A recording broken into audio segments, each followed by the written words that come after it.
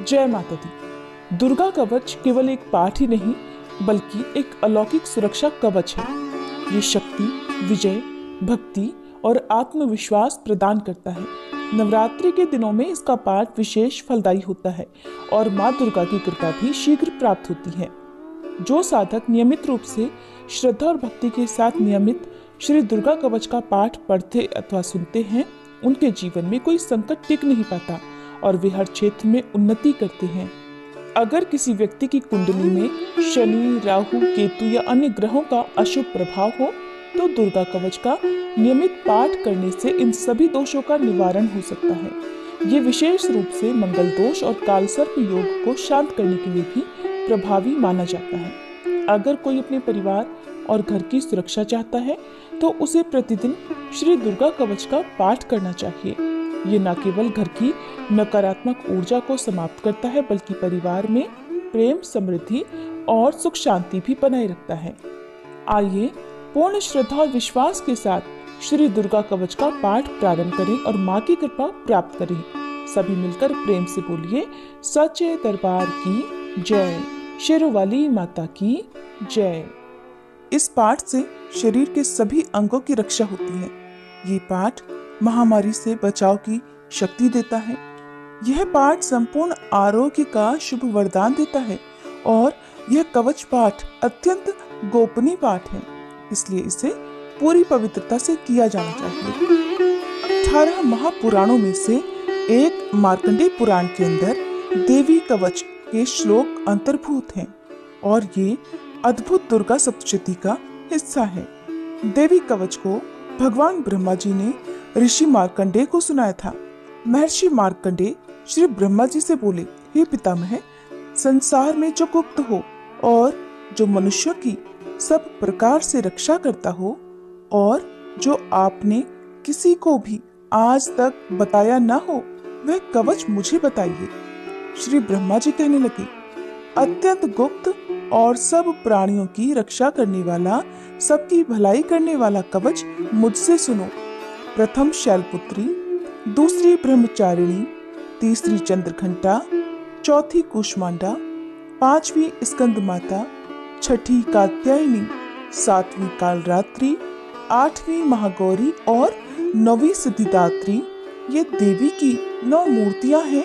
ये नव दुर्गा कहलाती हैं। आग में जलता हुआ, रण में शत्रु से घिरा हुआ, विषम संकट में फंसा हुआ मनुष्य अगर देवी दुर्गा के नामों का स्मरण करे तो उसको कभी भी हानि नहीं हो सकती।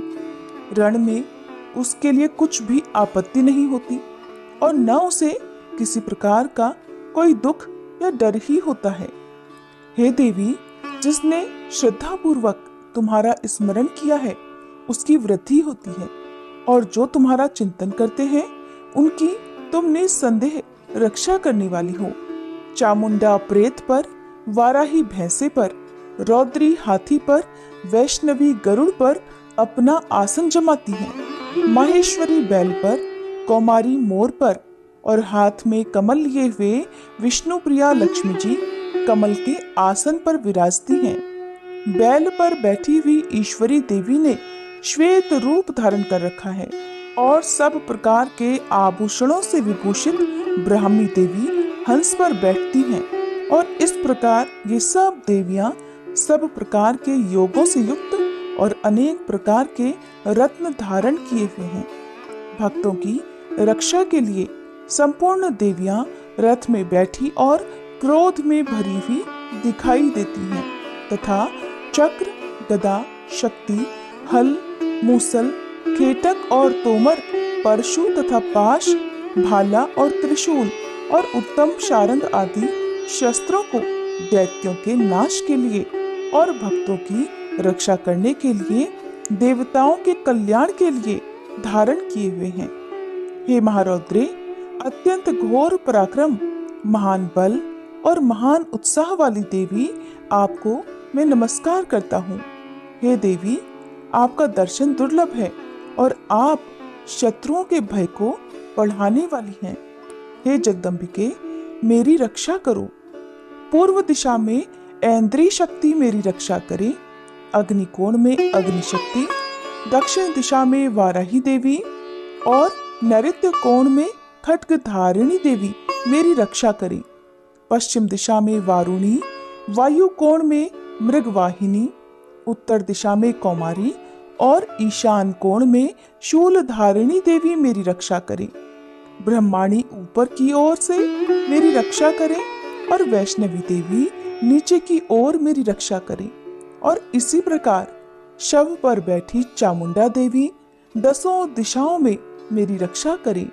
जया देवी आगे, विजया पीछे की ओर, अजिता बाईं ओर, अपराजिता दाहिनी ओर मेरी रक्षा करे। उद्योतिनी देवी शिखा की रक्षा करे तथा उमा मेरे मस्तक पर विराजमान होकर मेरी रक्षा करे। इसी प्रकार ललाट की मालाधरी देवी रक्षा करे और यशस्विनी देवी मेरी भौहों की रक्षा करे। भौहों के मध्य भाग में त्रिनेत्रा, नथुनों की यमघंटा देवी रक्षा करे। नेत्रों के मध्य में शंखिनी देवी और द्वारवासिनी देवी कानों की रक्षा करे। कपोलों की कालिका देवी और कानों के मूल भाग की भगवती शांकरी रक्षा करे। सुगंधा नासिका में और चर्चिका ऊपर के ओंठ में, अमृतकला नीचे के ओंठ की सरस्वती देवी जीभ की रक्षा करे। कुमारी देवी दांतों की और चंडिका कंठ प्रदेश की रक्षा करे। चित्रघंटा गले की घाटी की और महामाया तालू की रक्षा करे। कामाक्षी देवी थोड़ी की और सर्वमंगला मेरी वाणी की रक्षा करे। भद्रकाली गर्दन की और धनुर्धरी पीठ के मेरुदंड की रक्षा करे। कंठ के बाहरी भाग की नीलग्रीवा और कंठ की नली की नलकुबरी रक्षा करे। दोनों कंधों की खड्गिनी और वज्रधारिणी मेरी दोनों बाहों की रक्षा करे। दोनों हाथों की दंडनी और उंगलियों की रक्षा अंबिका देवी करें। शूलेश्वरी देवी संपूर्ण नखों की, कुलेश्वरी देवी मेरी कुक्षी की रक्षा करे। महादेवी दोनों स्तनों की और शोक विनाशिनी देवी मेरे मन की रक्षा करे। ललिता देवी हृदय की और शूलधारिणी उदर की रक्षा करे। कामिनी देवी नाभि की, गुह्येश्वरी गुह्य भाग की, पूतना और कामिका लिंग की और महिषवाहिनी गुदा की रक्षा करे। संपूर्ण कामनाओं को पूर्ण करने वाली महाबला देवी दोनों जंघाओं की रक्षा करे। विंध्यावासिनी दोनों घुटनों की और तेजसी देवी दोनों पांवों के पृष्ठभाग की, श्रीधरी पांवों की उंगलियों की, तलवासिनी तालुओं की, दृष्टा कराली देवी नखों की, ऊर्ध्व केशिनी केशों की, बागेश्वरी वाणी की रक्षा करे। रोमावलियों के छिद्रों की कौबेरी और त्वचा की बागेश्वरी देवी रक्षा करे। पार्वती देवी रक्त, मज्जा, वसा, मांस, हड्डी की रक्षा करे। आंतों की काल रात्रि देवी, पित्त की मुकुटेश्वरी देवी, पद्मावती कमल कोश की चूड़ामणि कफ की रक्षा करे। ज्वालामुखी नसों के जल की रक्षा करे। अभेद्या देवी शरीर के सब जोड़ों की रक्षा करे। ब्रह्माणी मेरे वीर की, छत्रेश्वरी देवी छाया की और धर्मधारिणी देवी मेरे अहंकार, मन और बुद्धि की रक्षा करे। प्राण, अपान, व्यान, उदान और समान की वज्रहस्ता देवी रक्षा करे। कल्याण शोभना मेरे प्राणों की रक्षा करे।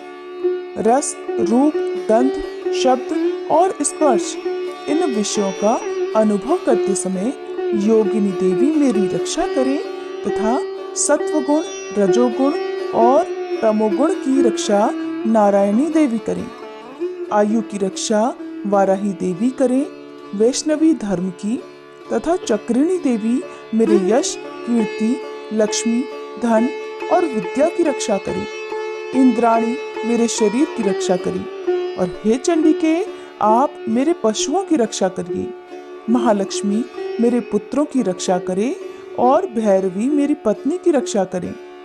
राजा के दरबार में महालक्ष्मी तथा सब ओर व्याप्त रहने वाली विजया देवी चारों ओर से मेरी रक्षा करे। जो स्थान रक्षा से रहित हो और कवच में रह गया हो उसकी पापों का नाश करने वाली जयंती देवी रक्षा करे। अपना शुभ चाहने वाले मनुष्यों को बिना कवच के एक पल भी कहीं नहीं जाना चाहिए, क्योंकि कवच रखने वाला मनुष्य जहाँ जहाँ भी जाता है वहाँ वहाँ उसे अवश्य धन लाभ होता है और वह सफलता प्राप्त करता है। वह जिस अभीष्ट वस्तु की इच्छा करता है वह उसको इसी कवच के प्रभाव से अवश्य मिलती है और वह इसी संसार में महा ऐश्वर्य को प्राप्त होता है। कवचधारी मनुष्य निर्भय होता है और वह तीनों लोकों में माननीय होता है। देवी का यह कवच देवताओं के लिए भी अत्यंत दुर्लभ है। जो प्रतिदिन नियम पूर्वक तीनों संध्याओं के समय श्रद्धा के साथ इसका पाठ करता है उसे देव शक्ति प्राप्त होती है। वह तीनों लोकों को जीत सकता है और अकाल मृत्यु से रहित होकर 100 वर्षों तक जीवित रहता है।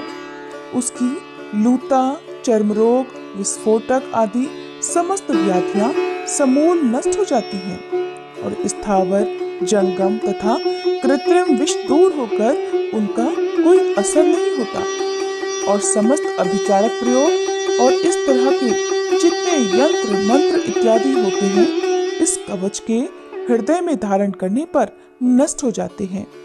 इसके अलावा पृथ्वी पर विचरने वाले भूचर, लघुचर, जलचर प्राणी उपदेश मात्र से सिद्ध होने वाले निम्न कोटि के देवता, अपने जन्म से साथ प्रकट होने वाले देवता, कुल देवता, माला आदि डाकिनी, शाकिनी, अंतरिक्ष में विचरने वाली अत्यंत बलवती भयानक डाकिनियां, ग्रह, भूत, पिशाच, यक्ष, गंधर्व, राक्षस, ब्रह्म राक्षस, बेताल, कुष्मांड और भैरव आदि अनिष्ट कारक देवता भी उस मनुष्य को जिसने कि अपने हृदय में यह कवच धारण किया हुआ है देखते ही भाग जाते हैं। इस कवच के धारण करने से मन और तेज बढ़ता है। जो मनुष्य इस कवच का पाठ करके सप्तशती चंडी का पाठ करता है उसका यश जगत में विख्यात होता है और जब तक वन, पर्वत और कानन आदि इस भूमंडल पर हैं,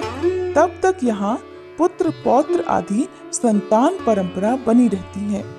फिर देहांत होने पर ऐसा मनुष्य परम पद को प्राप्त होता है जो देवताओं के लिए भी दुर्लभ है और अंत में सुंदर रूप उधारण करके भगवान शंकर के साथ आनंद करता हुआ परम मोक्ष को प्राप्त होता है। श्री दुर्गा कवच पाठ समाप्त। प्रेम से बोलिए दुर्गे मात की जय, नव दुर्गाओं की जय।